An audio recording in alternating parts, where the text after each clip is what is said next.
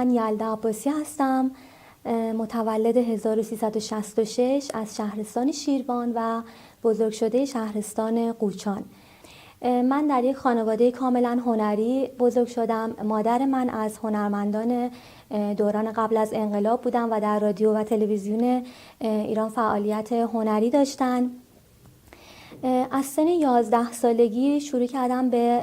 فراگیری ساز دوتار، به این دلیل که من در شهری بزرگ شدم که در واقع مهد موسیقی مقامی و دوتار هست، شهر قوچان. اولین استاد من در زمینه دوتار آقای مجید احمدی بودن و از تجربه‌های اساتیدی مثل آقای استاد عباس‌سلط راستگو، رمضان بردری، محمد یگانه و آقای مجتبی خان قیتاقی که پژوهشگر موسیقی مقامی هستند بهره‌ور شدم.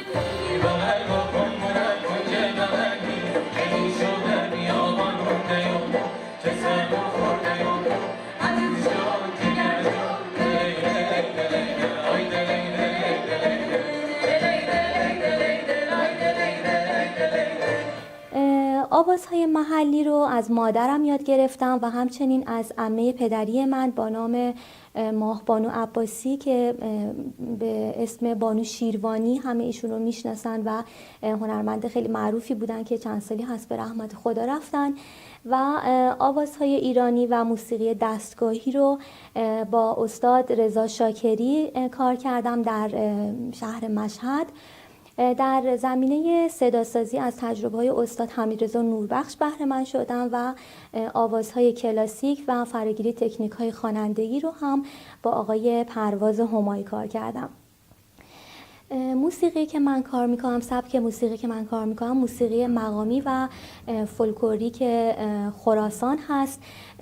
من همیشه حالا دلیل انتخاب من برای انتخاب این سبک این بود که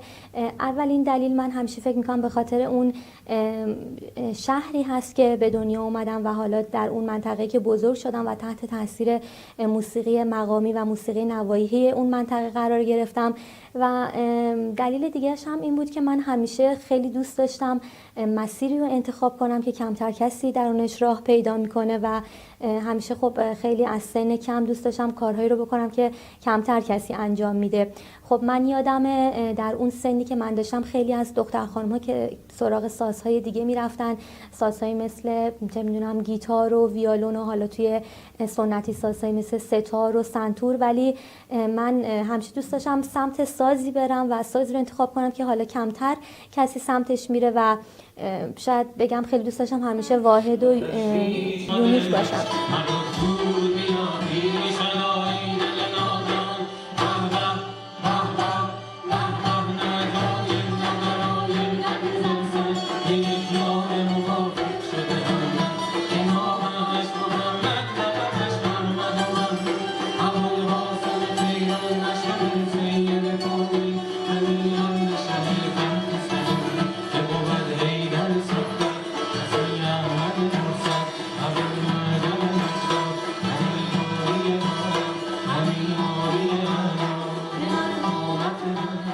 خوشبختانه در طی این سالهای اخیر توجه به این موسیقی یک مقدار بیشتر، یعنی یک مقدار که نه خیلی بهتر بوده و من خودم الان شاهد این هستم که خب خیلی از گروه‌ها، حالا چه گروه‌های بانوان چه گروه‌های آقایون که موسیقی کار میکنن، حالا اگر موسیقی سنتی کار میکنن، همیشه شاهد این بودم که در خیلی از اجراهاشون حالا یک پارت رو همیشه اختصاص دادن به موسیقی نواحی و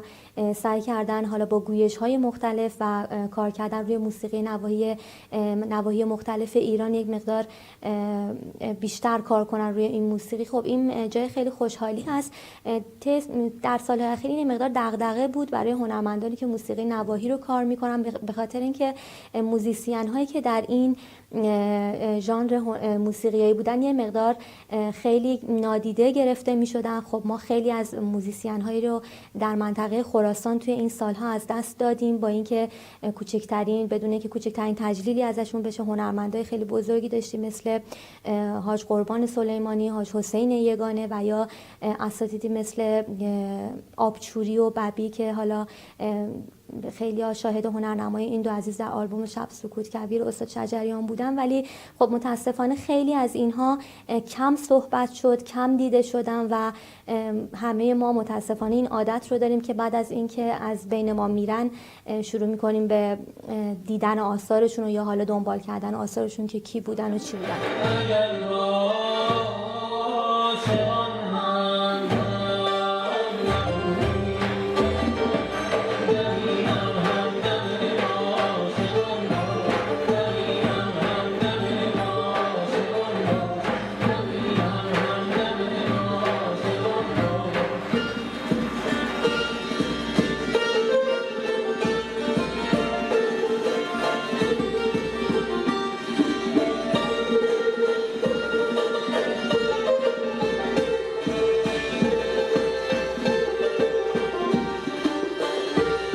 سال 95 من گروهی رو با نام نازار به ثبت رسوندم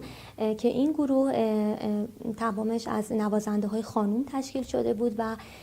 قرار بر این شد که ما اجراهایی رو در ایران داشته باشیم ویژه بانوان و اجراهای خیلی موفقی رو هم در این زمینه داشتیم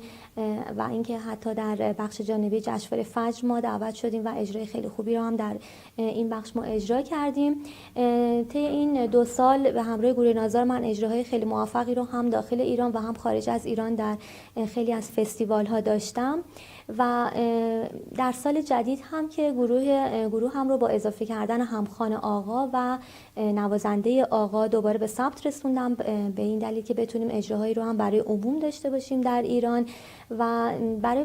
آینده هم تصمیم بر این دارم که حالا اجراهایی در شهرستان‌های ایران از جمله شهرستان‌های کردنشین داشته باشم به خاطر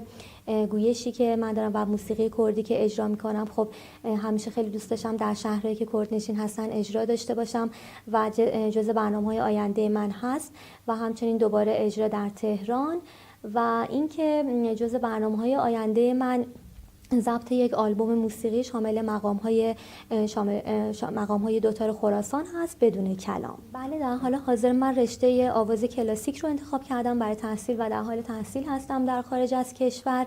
و یکی از دلایل انتخاب من برای آواز کلاسیک کلاً و ادامه حالا رشته آواز این بود که خب من خیلی دوست داشتم موسیقی رو به صورت آکادمیک ادامه بدم و دانش موسیقیایی‌مو رو در این زمینه بالا ببرم به خاطر اینکه سازی که من میزنم یه مقدار ساز خیلی محدودی بود و دوست داشتم تا با بالا بردن دانش خودم در زمینه موسیقی یک مقدار خدمت بیشتری بکنم به موسیقی مقامی و حالا ساز دوتار. آواز کلاسیک رو انتخاب کردم در رشته باروک به خاطر اینکه طی این بررسی که توی این چند سال داشتم و به این نتیجه رسیدم که موسیقی باروک از نظر حسی و از نظر قطعات خیلی نزدیک هست به موسیقی که خودم اجرا میکنم، موسیقی مقامی و دفعات اول با شنیدن قطعاتی از موسیقی باروک احساس خیلی خوبی داشتم، احساس خیلی نزدیکی داشتم به این موسیقی.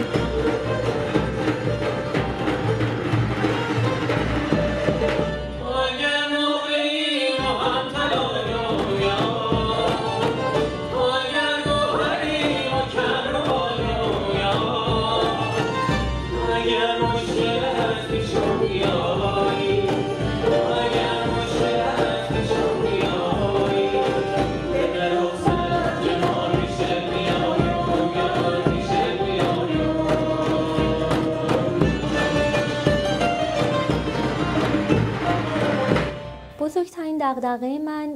البته این دغدغه خیلی مربوط به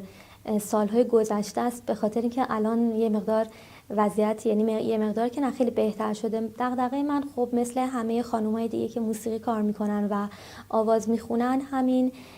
نادیده شدن خانم‌ها بود و نشنیده شدن صدای بانوان در ایران بود. خب این برای همه خیلی ناراحت کننده بود ولی خوشبختانه الان میبینیم که خانم‌های در ایران خیلی راحت کار میکنن، گروه‌های بانوان خیلی زیاد شده و حالا هم برای بانوان اجرا میکنن و اجراهایی هم که برای عموم دارن خب به صورت همخوانی هست و زیاد به اون صورت بد نیست، خیلی هم قشنگه، من خودم راضی هستم. بهترین اتفاقی که بخواد در زمینه کاری من بیفته حالا در مسیر زندگیم شاید اون اجرایی باشه که واقعا از همه لحاظ همه چیزش با بدل هم خودم باشه و هم با بدل اعضای گروه باشه. یک اجرایی باشه که چطوری بهتون بگم که همه همکارای آدم بیان بشینن، تمام اساتید بیان بشینن اجرای آدم رو نگاه کنن و اجرای اون گروه ببینن. اتفاقاتی که در مسیر کاری من افتاده که حالا به هر دلیلی باعث دلسردی من شده خب خیلی زیاد بودن، به خصوص دورانی که من شهرستان زندگی میکردم و محدودیت‌های خیلی زیادی وجود داشت برای کار کردن، حالا هم از لحاظ سطح کلاس‌های موسیقی و هم از لحاظ امکاناتی که وجود داشت. ولی خب خوشبختانه با توجه به مادری که من دارم و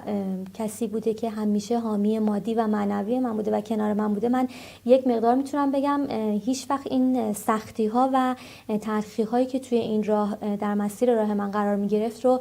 کمتر احساس کردم و بزرگترین دلیلش هم وجود مادر من بود که همیشه مثل کوه پشت سر من بوده و هست. الان که برمیگردم به گذشته و اون سختی ها رو مرور میکنم زیاد ناراحت نمیشم و حتی بعضی وقتا شده که به خاطر اون گریه هایی که اون مدت میکردم حتی الان خندیدم.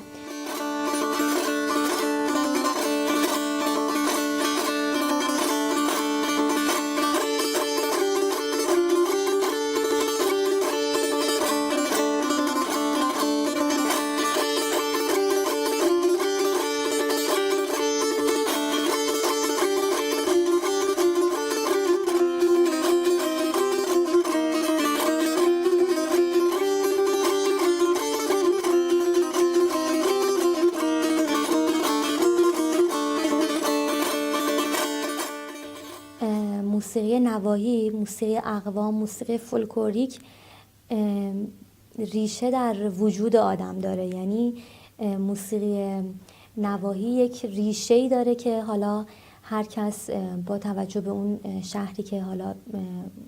موسیقیش مربوط به اون منطقه است، من احساس میکنم انقدر این موسیقی ریشه در تاریخ داره و ریشه در وجود انسان داره و همه چیزش با توجه به مسائل تاریخی و اتفاقات تاریخی بوده. یعنی چیزی نیست که بخواد حالا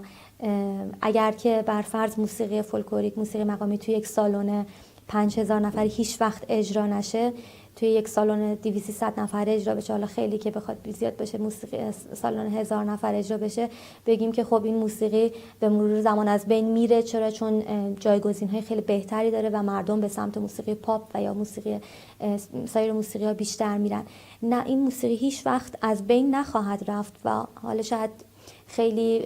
کمتر باشه، خیلی کمتر دیده بشه، ولی از بین نمیره به خاطر اینکه واقعا ریشه در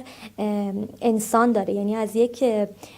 انقدر ریشه هاش قوی هست و محکم هست که به این راحتی ها از بین نمیره.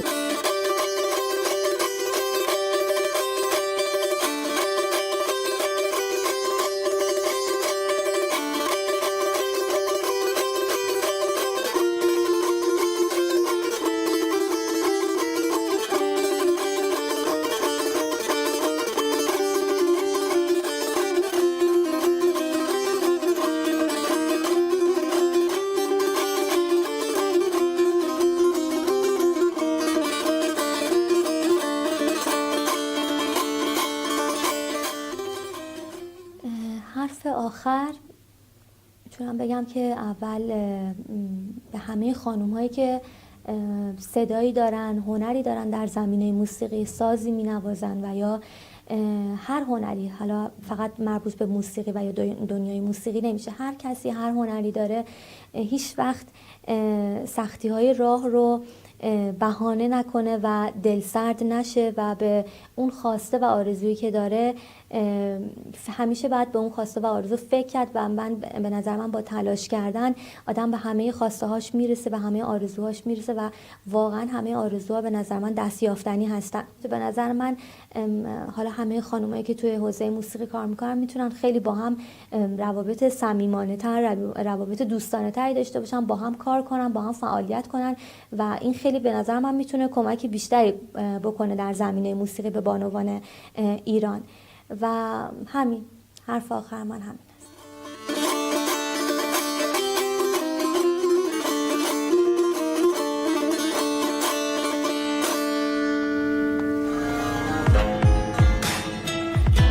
نوا، خانه ستارگان موسیقی. با ما همراه باشید در نوا.ir.